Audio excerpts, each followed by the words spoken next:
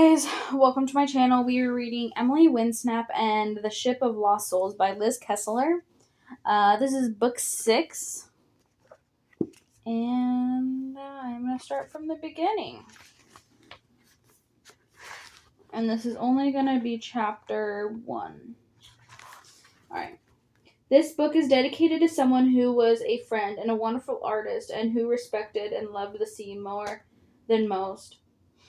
Every given moment passes only once. Colors are constantly evolving, but the relationships between the sea and the land is eternal. Lucy Bryan, 1974 through 2014. Behold, her on the silent sea, yon vessel, like a spirit there, moved in a dream reality, as if she trod through the air. None can tell from what creek or bay she sailed out, or by night or day they watched her like a vision gone over the sea. Ovation from the Ghost Ship by Robert Crawford. Chapter 1. An anxiety invitation from the Five Bays Island. Eighth grade, week 2, assignment 1. What I did over summer vacation. I chewed the end of my pen and tried to think of something I could say that wouldn't make Mr. Rollins, my English teacher, think I'd made it up. I had the feeling that if I wrote, I went on vacation to an ice-filled land where I found people, lost memories, and a magical pool helped unfreeze Newton's evil brother, turned him into a mountain, and ultimately saved the future of the world. It might come back with fail. This is supposed to be fact, not fiction, crawled across in the red pen, so I decided to write about my birthday instead. I had turned 13 on September 4th, just before we came back to school. Yes, I know, I looked much younger. I'm the oldest in my class and the smallest as well, which is kind of weird. Not half as weird as everything else about me, though, as this last year was a bit different from usual. What was discovering I was a mermaid, freeing my dad from a prison out at sea. I nearly getting squeezed to death by a sea monster and having about 1,000,000 adventures in the ocean. Oh, and getting a boyfriend. All of which meant that by the time my birthday came around, I was more than ready to celebrate. I set to work writing about my birthday party and wondering what I would be doing if I were at Shiprock Mermaid School right then, instead of Brightport High. Since we had come back to Brightport, my parents and I had spent weeks discussing how my schooling was going to work. When you're half human and half mermaid, decisions like these are trickier than they are for most people. We finally came up with an answer just before the school year started. The deal was that I'd go to normal school, mom word, not mine. Mom's a full-time human in the family, from Monday to Thursday, and because nothing much of any use ever seems to happen at school on Fridays, Dad's phrase, not mine. He's the merman, and the one who'd like me to be learning siren songs and ocean rhythms every day. I would go to mermaid school on Fridays and Saturdays. Shiprock has school on Saturday mornings, so at least I'd get a couple days a week there.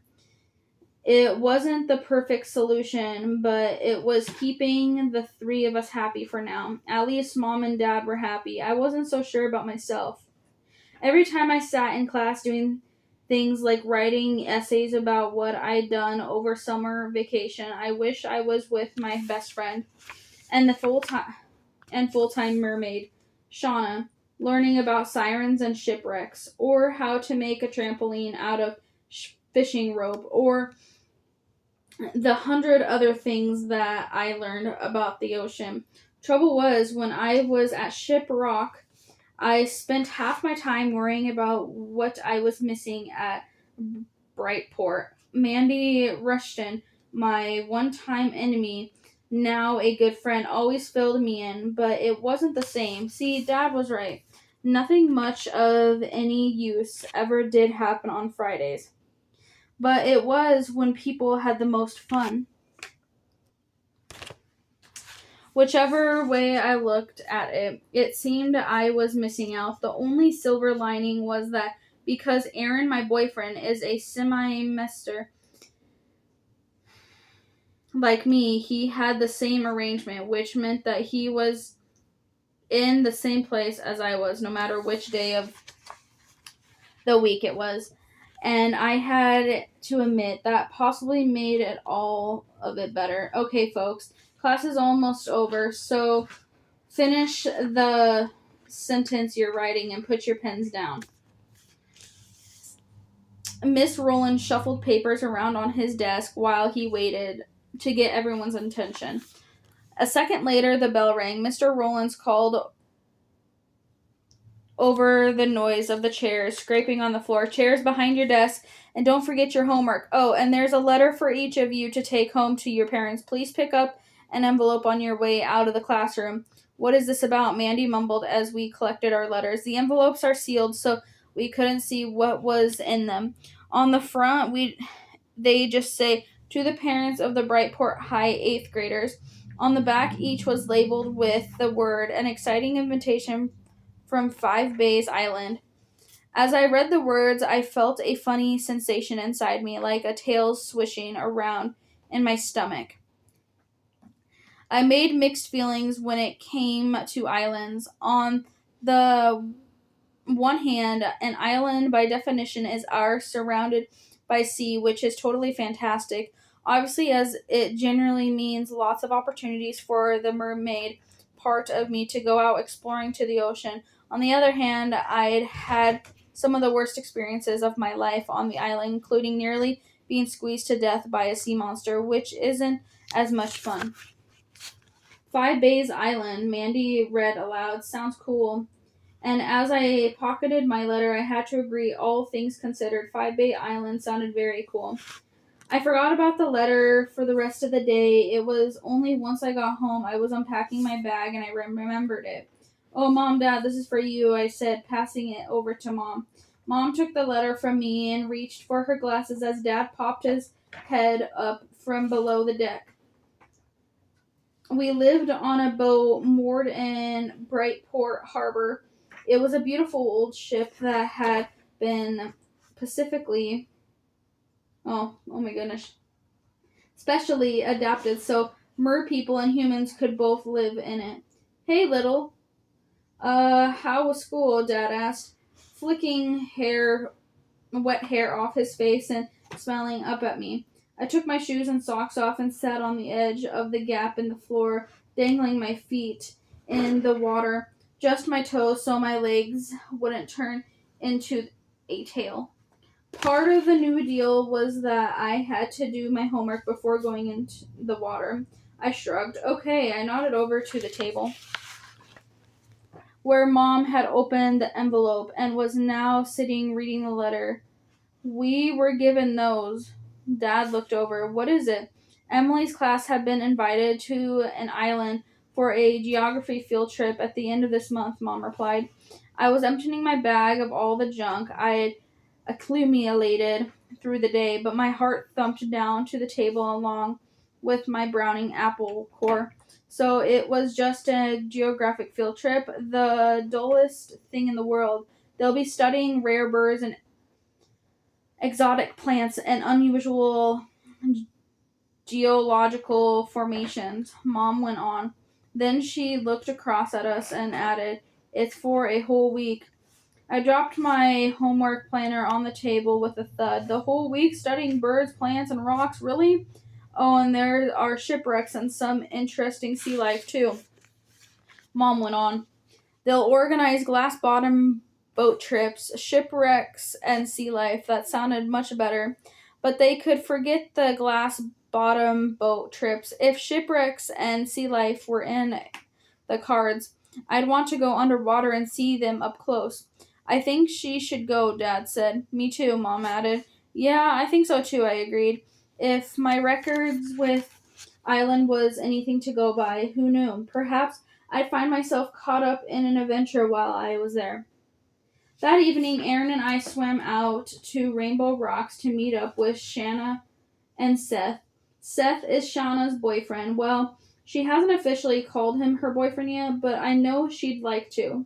They met in the summer when he helped us save Neptune from his evil twin.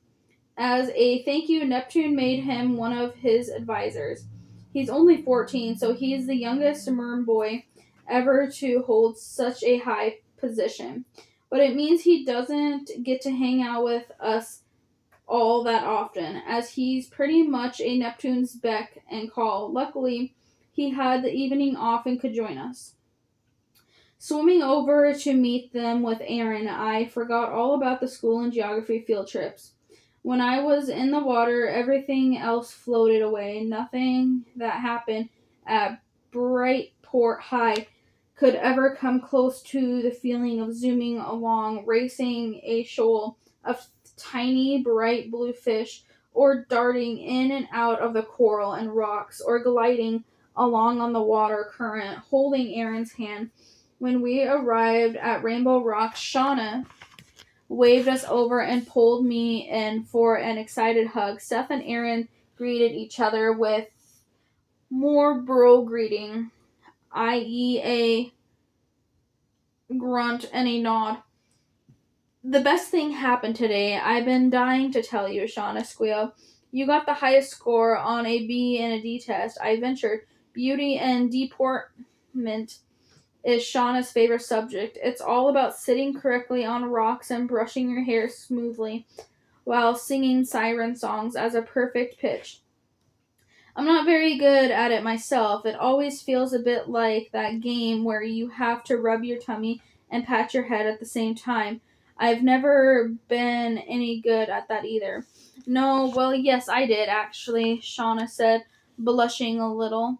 But it's not that. Mr. Sharktail accidentally put her skirt on backwards. Aaron offered. Miss Sharktail is the principal at Shiprock School, and ever since embarrassing Aaron and me in front of the whole school for being semi-misters, she hasn't been on our list of favorite people. Seth laughed.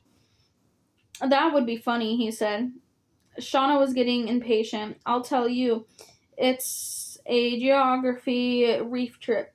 It's in a few weeks. We're going to study shipwreck and sea life, and is it a 5-bay island, I asked. Yes. How did you know? I asked if you could come, but Mr. Finsplash said he doesn't think you'll be allowed because you have to attend full time, and I'm going, I squealed. We both are, Aaron added. Shauna started at us both. Are you? You are? But how come? Mr. Flintsplash said. We're going with Brightport High.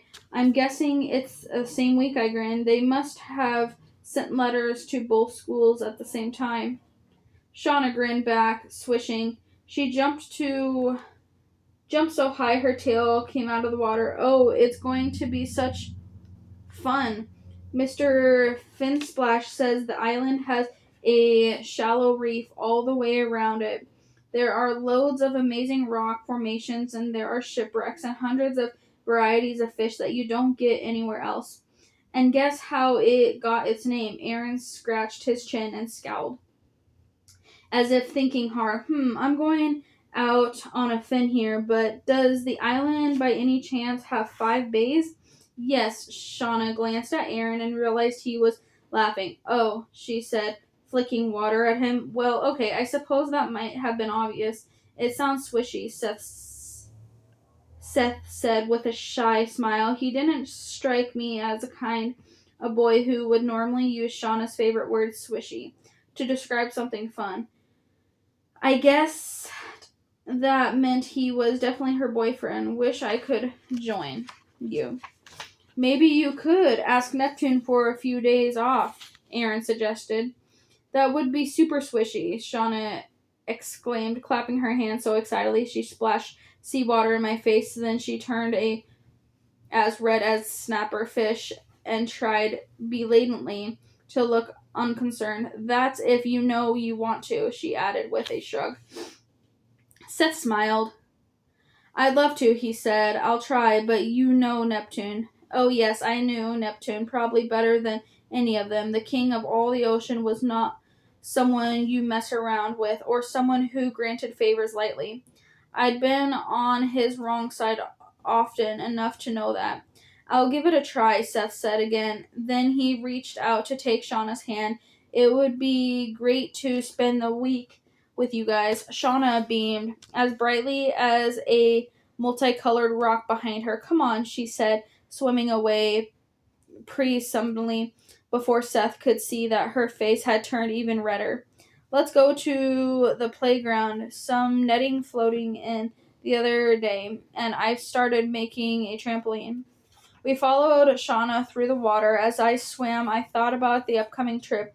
I was looking forward to a simple week away with my friends, with no drama, no frozen people, no sea monsters, no prison guarded by hammerhead sharks.